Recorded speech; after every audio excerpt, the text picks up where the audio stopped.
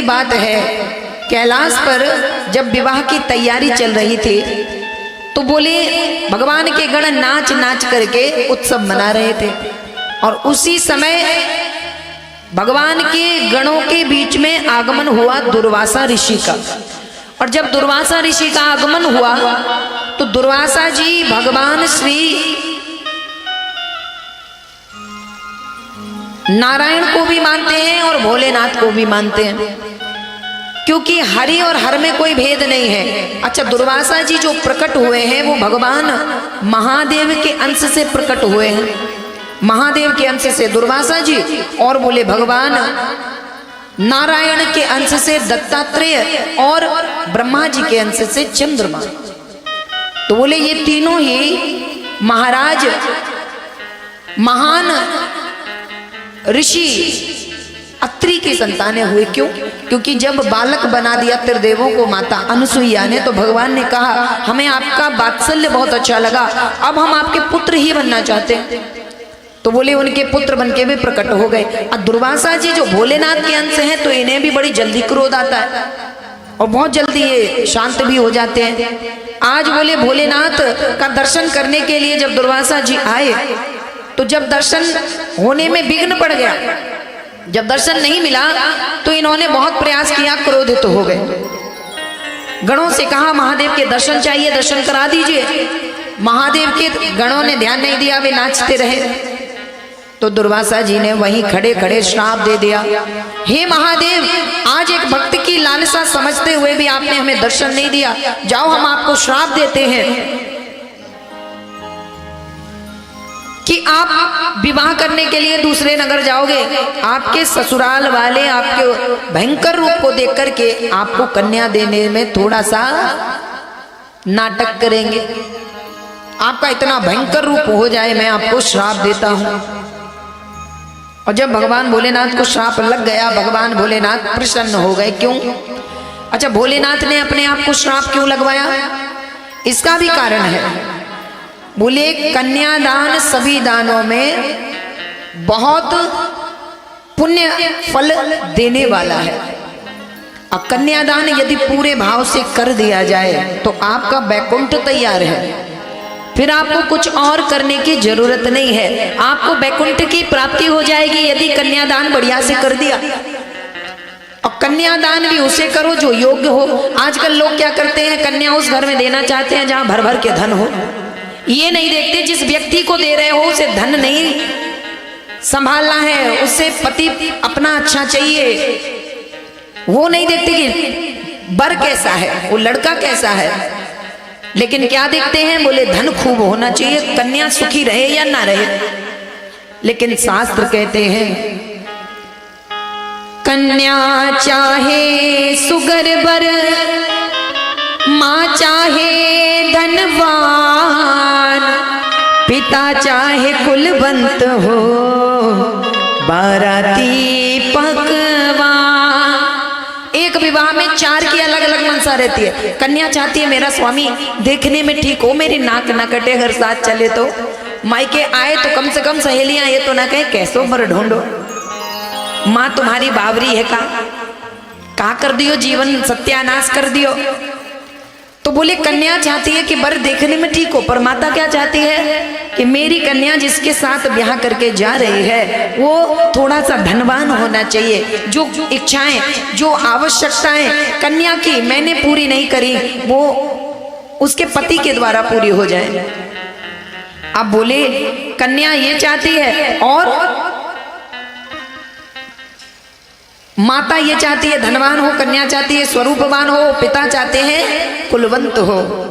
मेरे कुल से उसका कुल श्रेष्ठ होना चाहिए, कहीं कोई कीर्ति कलंकित तो नहीं। कुल बोले जिस घर में कन्या दे रहे हैं उसका कुल कहीं कलंकित तो नहीं। और बाराती क्या चाहते हैं, बोले चाहे लूलो होए दूल्हा, चाहे काणो होए, कारो होए, कैसो भी होए, लेकिन हमें मतलब ना है, हमें तो मतलब है बढ़िया बफर हो, गिद्ध भोजन, और उसके बाद बढ़िया एक पत्ती मिल जाए काली, या वस्त्र मिले, कुछ भी मिले, स्वागत बढ़िया होना चाहिए। भोजन बढ़िया हो, बफर गिद्ध भोजन जानते हो, वो जो खड़े होकर के गिद्ध की तरह चाट चाट के उंगलियां एक कई में खाते हैं सब, चप्पल जूते पहन करके, वो भोजन। तो बोले गिद्ध भोजन मिल जाए बस खुश हो जाते हैं। बाराती पकवान कहेंगे बढ़िया विवाह हुआ। जितनी लंबी लाइन लगी होगी बोले पकवानों की तो कहेगा कि बहुत बढ़िया विवाह हुआ। ऐसा विवाह तो कहीं नहीं हुआ। तो बोले और शास्त्र कहते हैं कन्या किसे देना है? कुलम वित्तम बलम रूपम राज्यम दुर्गम सुहेजनम दृष्ट्वा कन्या प्रतातव्य नान्यथा सुखमृच्छति। वित्त यानी धन, कुल यानी जो अभी बताया पिता क्या चाहते हैं, कुल कीर्ति कलम कितना हो, श्रेष्ठ कुल होना चाहिए, अच्छे कुल में कन्या जाए। वित्तम कुलम बलम, बल होगा तो यानी बर बढ़िया होगा, जिसको कन्या दे रहे हो वो अच्छा होना चाहिए, चरित्रवान हो, कर्मठ हो, कुछ ना करे कम से कम पेट भरने की क्षमता तो रखता हो। ये नहीं बहुत पैसे वाला है, बहुत महंगी गाड़ी से उतरता है, वो सब बाद में देखना। दान कर रहे हो कन्या का दान, और दान योग्य व्यक्ति को किया जाता है। अब कन्या को दान कर रहे हो तुम, यदि उनके यहाँ सब कुछ बहुत अच्छा है और उसके बाद तुमने कन्या को दिया तो कन्या का क्या वहां पर महत्व रह जाएगा। तुमने मान लो 70-80 लाख रुपए दहेज में दे दिए, अब वो पहले से अरबपति है तो तुम्हारे 70-80 लाख भी उसके लिए मायने नहीं रखते। और वही तुमने किसी लखपति को दे दी कन्या और तुमने वहां पर अगर 20 लाख भी रुपए दे दिए, जीवन भर तुम्हारी कन्या का और तुम्हारा सम्मान होगा। धन के पीछे भागने वाले कई बार हमने रोते देखे, इतना बढ़िया दहेज दिया दीदी फिर भी मेरी कन्या सुखी नहीं है, लड़का मारता है पीटता है विदेश भाग जाता है। और तो और तब तो और ज्यादा कष्ट होता है, कानों से ये समझो खून निकल जाता है जब ये बात सुनते हैं कि कन्या भी सुंदर है, धन भी बहुत दिया, पढ़ी लिखी है, फिर भी वो बाहर कहीं जुड़ा हुआ है। हे प्रभु, तो भैया ध्यान से हर तरह से आपके पास वो आंखें हैं, आपके बाल पके हैं, धूप में नहीं पके, तो बढ़िया से देखो कि लड़का पहले अच्छा हो, उसके बाद कन्या दे दो। और एक बात और है, अच्छा एक बात बताओ, आपने जब कन्या का दान किया, कोई भी वस्तु दान करने के बाद आपका अधिकार उस पर होता है क्या? बाबा बताओ बताओ, होता है?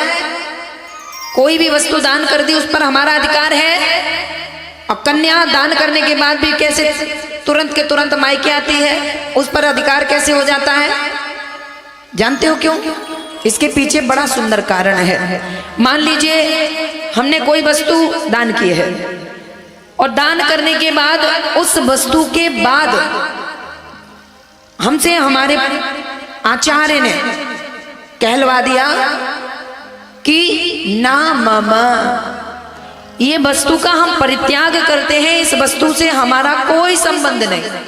मान लो ये माला दान हुई, ठीक, ये माला दान हुई तो पुजारी जी या पंडित जी आचार्य जी जो भी आपके यहाँ पूजा कराने आते होंगे वो कहेंगे कि ये वस्तु बोलते हुए दान का मंत्र बुलवाएंगे और कहेंगे ना मामा, इससे मेरा कोई संबंध नहीं, मैंने इसका परित्याग किया। लेकिन जब कन्या का दान करते हैं तो मंत्र से ये शब्द गायब कर दिया जाता है कि ना मामा, यानी कि मैंने केवल दान किया है, अपनी कन्या का परित्याग नहीं किया। यदि वो ससुराल में दुखी हो तो मायके के द्वार खुले हैं, कभी भी आकर के यहाँ पर निवास करे। यदि दुखी है, ऐसा नहीं पति ने तमाचा मारा और मायके भाग पड़े, नहीं, गलत बात। ऐसे नहीं कन्या को कभी सीख देना, बहुत गलत हो जाएगा, उसका भविष्य बर्बाद हो जाएगा। अरे उसे अपने पैरों पर खड़ा होने दीजिए, उसको अपनी बुद्धि अपनी रितम भरा का प्रयोग करने दीजिए।